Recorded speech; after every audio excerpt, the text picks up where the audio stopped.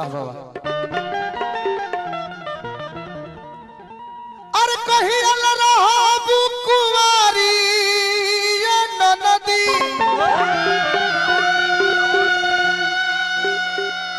कहिया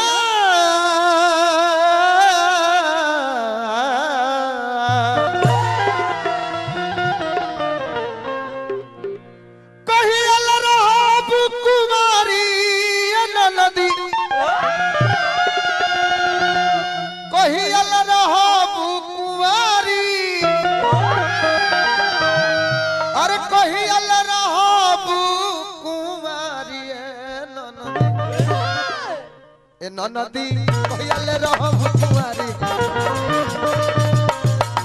नदी कहियल रहब कुंवारी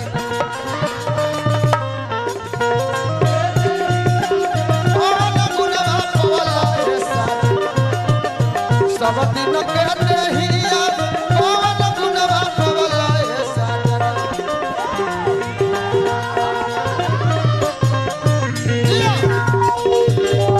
ये कलकारी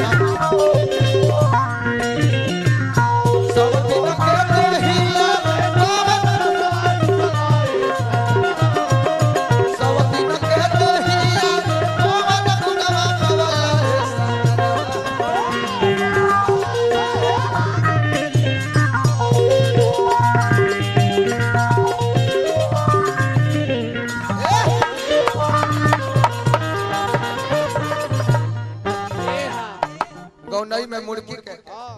कपार में छिड़की के अब पलान में भुड़की के बड़ी महत्व होला ब्लाउज में खिड़की के सही बात कहला दर्जी मास्टर बबुआ रे मरे का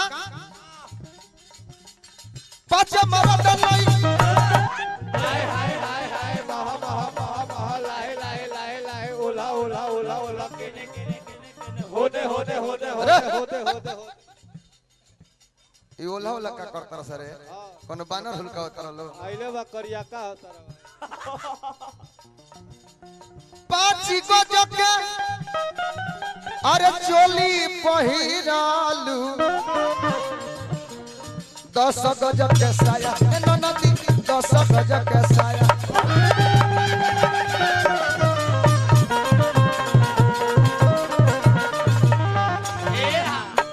15 गज के सारी पहिरलू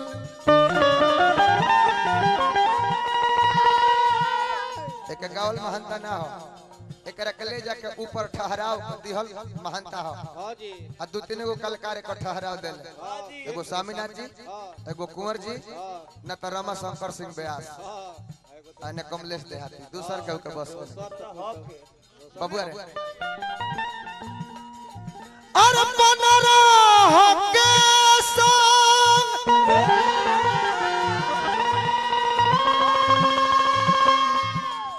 मौजा उड़ावालू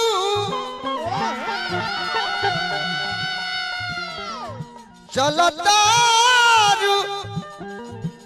देहिया के झारिए ननदी चलतारू देहिया के झारिए ननदी ए ननदी कहियल रहब